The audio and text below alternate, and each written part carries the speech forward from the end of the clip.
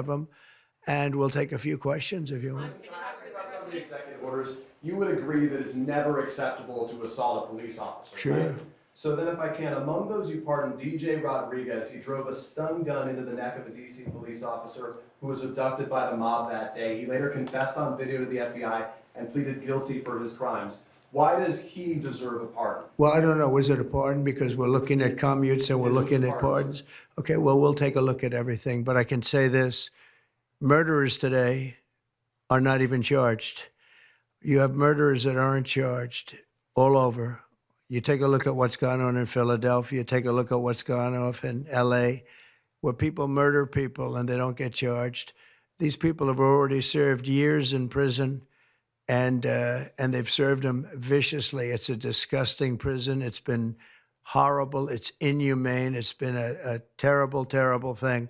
I also say this, you go to Portland, where they wrapped police officers, shot police officers, nothing happened to anybody.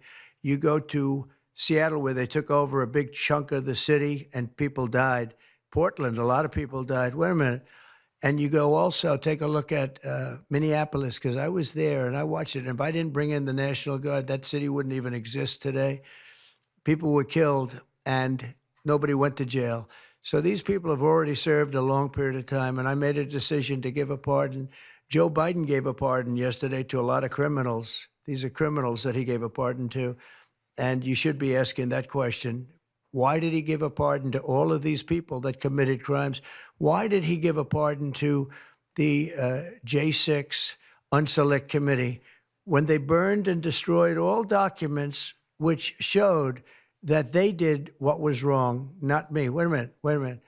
Why did they give a pardon to all of his relatives? His brother, who made millions of dollars, to all these different people, he gave pardons. That's the question you should be answering. All right, go ahead. Yeah, please. If I can just, Tell us a little bit about your Steve, can I just follow up on that really fast? No. I just want to ask Go you, ahead. you said Tell you us, will. tell us about your meeting with Speaker Johnson, Senator Thune. Did you reach any conclusion on this one big? Pretty much. I think we have a good situation now. It's been in some ways made simpler by Los Angeles because they're going to need a lot of money. And generally speaking, I think you'll find that a lot of Democrats are going to be asking for help. So I think maybe that makes it more one-sided. I think we're going to do very well. Look, we're going to take care of Los Angeles. I'm going there. I'm going to North Carolina, which has been abandoned by the Democrats.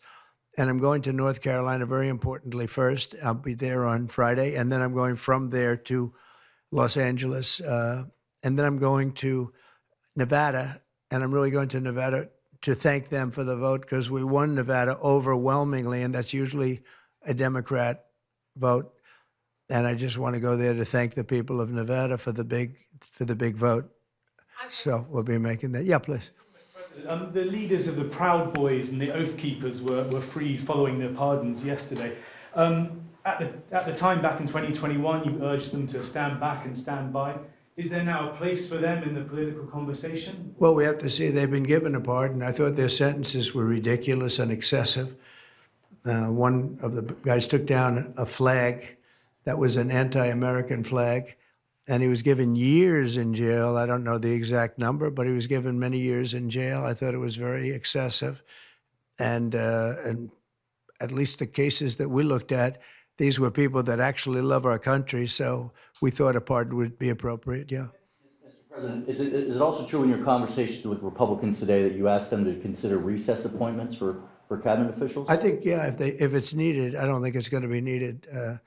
Marco, as you know, got passed overwhelmingly with 99-0, which is pretty amazing. Marco's going to do a great job, Secretary of State, but he just got, I guess he was the first one and just got approved. That's some vote, 99-0, and the nothing was a vote that he would have gotten if we wanted to do it. But you know whose vote that was? Who's doing a great job right now as vice president. Did you also talk about some sort of a trade or a deal involving wildfire relief in extension for a debt? Well, what I really want to have done, I was talking about this with the guys back in the Oval Office. Los Angeles has massive amounts of water available to it. All they have to do is turn the valve, And that's the valve coming back from and down from the Pacific Northwest, where millions of gallons of water a week and a day, even in many cases, pours into California, goes all through California down to Los Angeles, and they turned it off. It's off now. The valve goes, it turns toward the Pacific Ocean, and all that water goes pouring into the Pacific Ocean. If they did what I told them to do, they wouldn't do it because politically they didn't think it was good. I think it's great politically. I think they're dead politically. What they've done, they've destroyed the city. What they've done to that city is unbelievable. The sprinklers, their sprinklers in there like these right here that you see, none of them had any water in them. They didn't have any water. The fire hydrants, 40% of them had no water. The brush was just dry. Everything was dry. The sprinklers on the lawn weren't allowed to even be used. So, you know, everything was dry, and it was an inferno. They created an inferno. So we're demanding that they turn the valve back toward Los Angeles right now. It's not even believable that they haven't done it. Just so you know, they have a valve, and it turns like, think of a sink, but multiply it times many thousands of times the size of it. It's massive. And you turn it back toward Los Angeles. Why aren't they doing it? They either have a death wish, they're stupid, or there's something else going on that we don't understand. But we want the water that they're throwing away to be used for California. And that includes the farmers of California. You know, when you drive up north, you see all of the land. I couldn't believe it. I was with Devin Nunes when he was a congressman and some other congressmen from the area, and we're driving up and we're on the highway, and I keep looking at these farms, and the land is bone dry, and then you'd see an acre, about an acre or 2 acres, with the most beautiful green plants growing in it, the most beautiful you've ever. It's a rich stuff, and you look at the soil, and it's so rich. That soil is almost the equivalent to like Iowa soil. It's phenomenal. It's got no water. But the reason it has no water, I said, do you have a drought? No. I said, what do you mean you don't have a drought? Look at the thing. It's dry as a bone. The reason you have like an acre is because they say you can farm 1 acre, but no more, because they didn't want to waste water. But they throw the water into the Pacific Ocean. These people are crazy. So we're going to be issuing an executive order demanding that they immediately let that water come down through California. Farmers, even people living in Beverly Hills. Now, those people have been a lot of them are wiped out. Believe it or not, you know, they were having restrictions, Larry, you know about this. They wanted to restrict you to 38 gallons of water a day. That sounds like a lot, but it's not. When you're a rich person and you like to take a shower, 38 gallons doesn't last very long. And they have all this water, and it's really good water. Up high, Pacific Northwest, some comes in from Canada, a nice country, by the way, comes in from Canada, and it comes all the way through California, and they're restricting it. You even have the half pipes, you know, the half pipes, the cut pipes, big ones, bigger than this room, and they're going all the way down, and they're bone dry, and they could be loaded up with water. No, but isn't it incredible that they don't do it? And it's to protect the Delta smelt. It's a fish that's doing poorly anyway. But I said, how are you protecting the Delta smelt by not giving it water? It's a fish. It needs water. Nobody can answer that question. President Trump, TikTok, Mr. President. Well, let me do this first. Are you open to Elon buying TikTok? Say it? Are you open to Elon buying TikTok? I would be if he wanted to buy it, yeah. And on your inauguration, I'd like Larry to buy it too. I have the right to make a deal. So the deal I'm thinking about, Larry, let's negotiate in front of the media. The deal, I think, is this, and I've met with owners of TikTok, the big owners. It's worthless if it doesn't get a permit. It's not like, oh, you can take the U.S. The whole thing is worthless. With a permit, it's worth like $1 trillion. So what I'm thinking about saying to somebody is buy it and give half to the United States of America, half, and we'll give you the permit. And they'll have a great partner, the United States. And they'll have something that's actually more valuable because they have the ultimate partner, and the United States will make it very worthwhile for them in terms of the permits and everything else. But so think of it, you have an asset that has no value or has $1 trillion value. It all depends on whether or not the United States gives the permit. So what I'm saying is let the United States give the permit, and the United States should get half. Sounds reasonable. What do you think? Sounds like a good deal to me, Mr. President. Yeah, he can afford it too. Mr.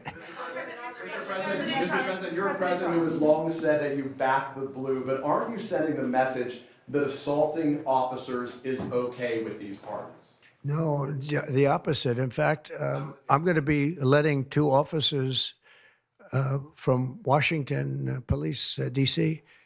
I believe they're from D.C., but I just approved it. They were arrested, put in jail for 5 years because they went after an illegal, and I guess something happened where something went wrong. And they arrested the 2 officers and put them in jail for going after a criminal. A rough criminal, by the way, and I'm actually releasing. No, I am the friend of police, more than any president that's ever been in this office. Thank you, More President than 400 of the people that you pardoned, though, assaulted officers. So I want to ask you about the Vice President, J.D. Vance. He said, this is a week ago, he said, if you committed violence on January 6th, obviously you should not be pardoned. Why is your Vice President wrong? Well, only for one reason. They've served years in jail. They should not have served, excuse me, and they've served years in jail, and murderers don't even go to jail in this country. And we had 1,500, we have 16 under review. As you know, we commuted about 16 of them because it looks like they could have done things that were not acceptable for a full pardon. But these people have served years of jail, and their lives have been ruined. And in many cases, listen to me for a second, stop interrupting. They've served years in jail, and if you look at the American public is tired of it. Take a look at the election. Just look at the numbers on the election. We won this election in a landslide because the American public is tired of people like you that are just one-sided, horrible people in terms of crime. You don't talk about all the people that have been killed and what happens to those murderers. Murderers get no time. You take a look at some of these DAs. They go after political opponents, but they don't go after people that shoot people in the street. They're caught. They know where they're living. They know everything. They don't even go up to pick them up anymore. They just let them live there. They know all about it. They have their pictures. They have the tape of the shooting, and they don't even go up and you're talking about this. No, we pardoned people that were treated unbelievably poorly. In the history of our country, there's never been anything take place like this. They're still looking for them, but they're not looking for the murderers, the people that are killing everybody. We are, though, and we're getting them out of the country. We just started that. We're getting them out of the country, and they're going to be gotten out of the country fast. They came in illegally from jails and from prisons. They killed many people. Some of them killed many people. About 50% of them killed more than one person. They were released into our country. That's what we're focused on, not the kind of nonsense you're talking about. You've called for a ceasefire in Ukraine. If Vladimir Putin doesn't come to the table to negotiate with you, will you put additional sanctions on Russia? Sounds likely. And do you think that the war should be frozen currently along The the war front should have battle never lines? started. If you had a competent president, which you didn't, the war wouldn't have happened. The war in Ukraine would have never happened if I were president. But that couldn't happen because the election was rigged. Yeah, go ahead. Mr. President, there's been some debate within your orbit over whether or not to keep or eliminate H-1B visas. What's your position on that? Do you want to keep H-1Bs or do you want to get rid of them? I like both sides of the argument, but I also like very competent people coming into our country, even if that involves them training and helping other people that may not have the qualifications they do. But I don't want to stop. And I'm not just talking about engineers. I'm talking about people at all levels. We want competent people coming into our country. And HB1, I know the program very well. I use the program. Maitre d's, wine, experts, even waiters, high quality waiters. You got to get the best people. Now, then you go into people like Larry, and he needs engineers, and Massa needs, and this gentleman needs engineers like nobody's ever needed engineers, right? So we have to have the quality people coming in. Now, by doing that, we're expanding businesses, and that takes care of everybody. So I'm sort of on both sides of the argument, but what I really do feel is that we have to let really competent people, great people come into our country, and we do that through the H-1 program. Mr. President, are you looking to impose tariffs on Canada and Mexico in an effort to force negotiations sooner on USMCA? No, it's really not on USMCA. It has nothing to do with that. They've allowed, both of them, Canada very much so, they've allowed millions and millions of people to come into our country that shouldn't be here. They could have stopped them, and they didn't. And they've killed 300,000 people last year, my opinion, have been destroyed by drugs, by fentanyl. The fentanyl coming through Canada is massive. The fentanyl coming through Mexico is massive. And people are getting killed, and families are being destroyed. I mean, the son gets killed, and the family is a basket case for the rest of their lives. I mean, I've seen mothers that thought they'd heal. They never heal. They say it gets worse with time. It gets worse with time. They lose their boy. They lose their baby. They lose their young daughter to fentanyl poisoning. And I had that talk with President Xi the other day, too, of China. I said, we don't want that crap in our country. We got to stop it. I would have stopped it. I had a deal with him where he was going to give the maximum penalty, which in China is the death penalty for drug dealing. And he was all said he was going to give the maximum penalty to fentanyl dealers. If they send to the United States, they were going to get the death penalty. And of course, Biden didn't pick that up. I had that deal all done. It was all wrapped up. We were going to have it done.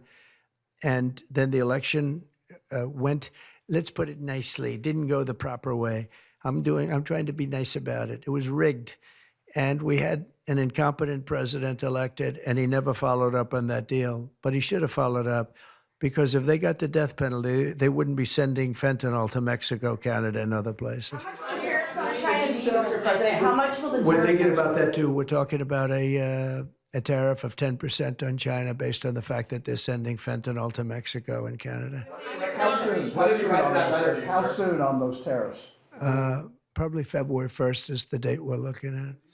Do you have an For update on- Mexico and China, we're talking about approximately 25%. Update on the Gaza ceasefire, and are you planning to travel to the Middle East soon? We're thinking about going to the Middle East, not yet. We have a thing called the hostages are coming back going on right now, and they are coming back. Some of them have been very damaged. You look at the young lady with her hand practically blown off. You know how that happened, right? Did you know how that happened? When you find out, you're not going to be too happy because it was terrible. But the hostages are starting to come back. If I weren't here, they wouldn't be back ever. They would have never come back. They would have all died. If this were done a year earlier, if Biden would have done this deal a year and a half, 2 years ago, or frankly, it should have never happened. October 7th should have never happened. Nobody should be dead.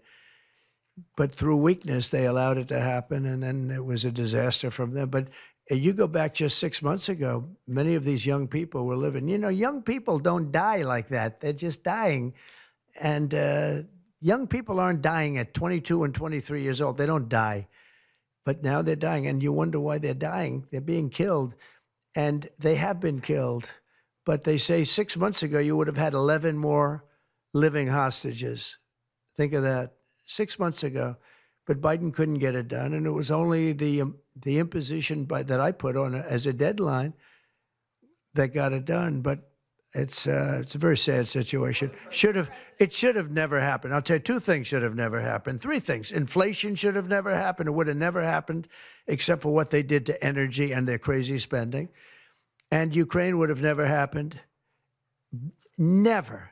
By the way, Russia never would have gone into Ukraine. I had a very strong understanding with Putin that it would have never, ever happened. He disrespected Biden. Very simple. He disrespects people. He's smart. He understands. He disrespected Biden. And also, the Middle East would have never happened because Iran was broke. They had no money. They had no money for Hamas. They had no money for Hezbollah.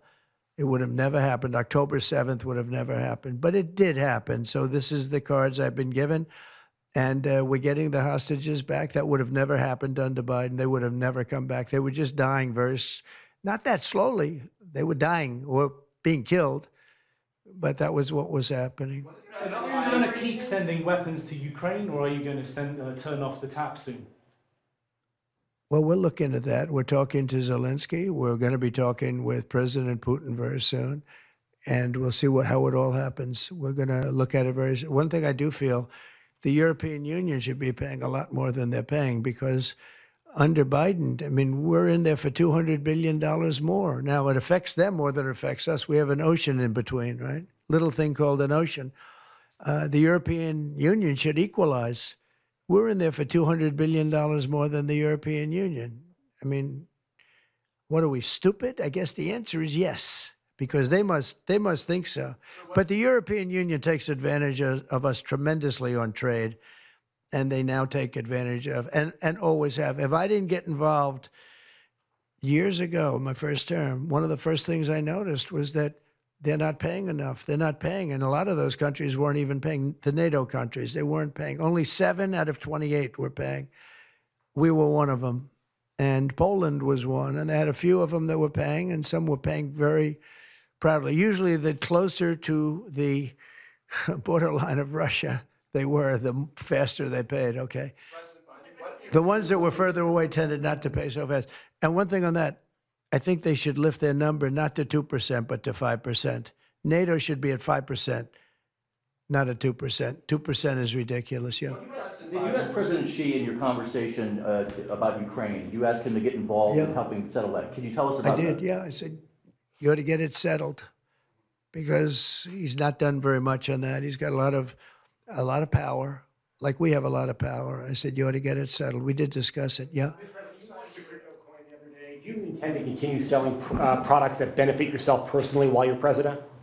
Well, I don't know if it benefited. I don't know where it is. I don't know much about it other than I launched it. I heard it was very successful. I haven't checked it. Where is it today? You made a lot of money, sir. How much?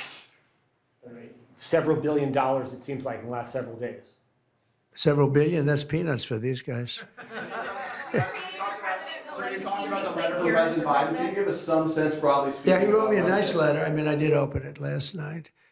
And I didn't know. Peter said, did you get the letter? I said, wait a minute, let's see the letter. It's sort of a tradition. You put it in the drawer, especially of the beautiful Resolute desk, right?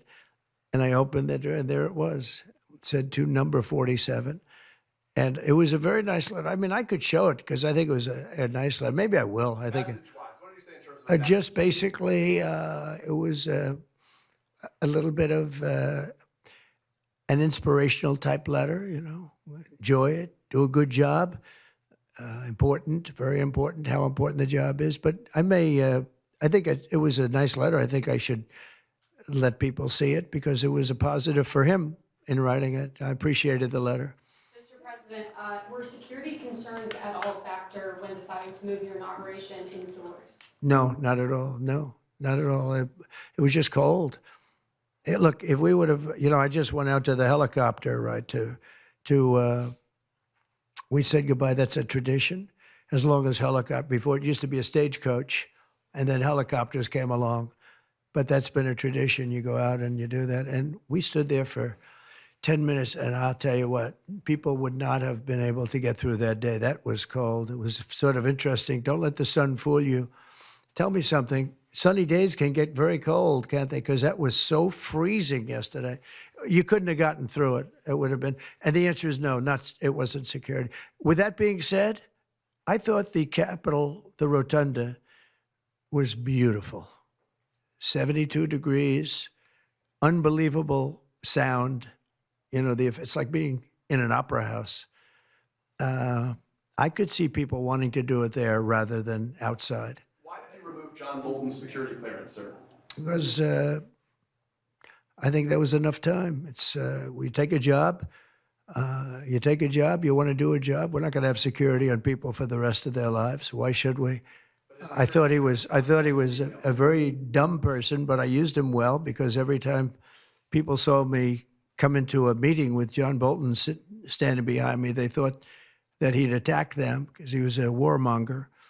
He's the one that got us involved, along with Cheney and a couple of others, convinced Bush, which was a terrible decision, to blow up the Middle East. You know, we blew up the Middle East and we left.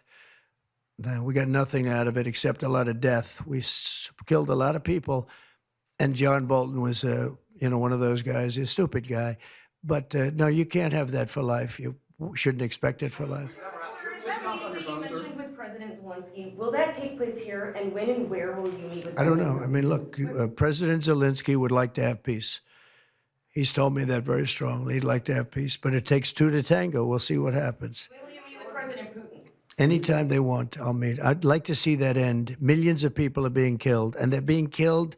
It's a vicious situation, and they're now largely soldiers. A lot of people have been killed in the cities. They look like demolition sites. Buildings, massive buildings bombed and coming down. The thing with Ukraine is that many more people died than you're reporting. You're not reporting the real numbers, and I'm not blaming you for that. I'm blaming maybe our government for not wanting to release those numbers. Many more people died than what you know about. When those big buildings come down and they say 2 people were injured, no. Many people, thousands of people are being killed. But the real killing now is on the war front. It's a very flat land. And the only thing that stops a bullet is somebody's body. And you have young soldiers. So Russia's lost about 800,000 soldiers now. Ukraine's lost about 600 or 700,000. I think the numbers are low that they're giving out. But they've lost massive numbers of young soldiers. And that war should stop. It's very flat, it's beautiful farmland, and it's flat and really beautiful in a different kind of a way, but they don't have any protection. The only thing that stops a bullet is a body, and those bodies are stopping a lot of bullets, and they're being decimated, both sides. Your conversation with President Xi, what did you tell him in terms of when to expect tariffs, and what can he do to avoid them? About which one? About tariffs? We didn't talk too much about tariffs, other than he knows where I stand. Look, I put large tariffs on China. I've taken in hundreds of billions of dollars. Until I was president, China never paid not 10 cents to the United States. With me, they paid hundreds of $600 billion or so, or more than that even, of tariffs. And if I didn't do that, you wouldn't have a steel mill open in the United States right now. You wouldn't have one steel mill open in the United States. So what I did is I saved the steel industry. I saved other industries too with other tariffs. Other countries are big abusers also. It's not just China. China's an abuser, but the European Union is very, very bad to us. They treat us very, very badly. They don't take our cars. They don't take our cars at all. They don't take our farm products, essentially. They don't take very much. We have a $350 billion deficit with the European Union. They treat us very, very badly. So they're going to be in for tariffs. It's the only way you're going to get back. It's the only way you're going to get fairness. You can't get fairness unless you do that. But the European Union's treated us very badly. But essentially, everybody treats us badly. Everybody treats us badly. Yes, go ahead. Because we allow them to.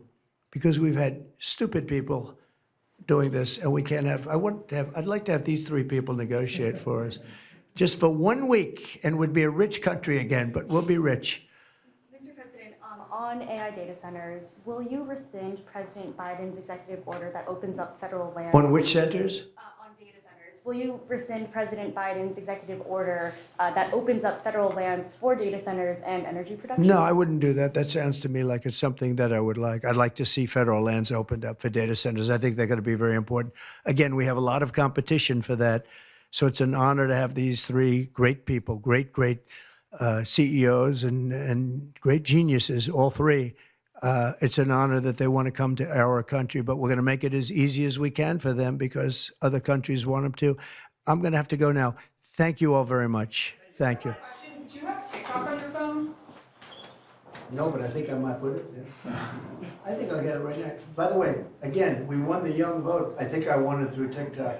So I have a warm spot in my heart for TikTok. Okay? Thank you. Thank you very much. Thank you, Mr. President.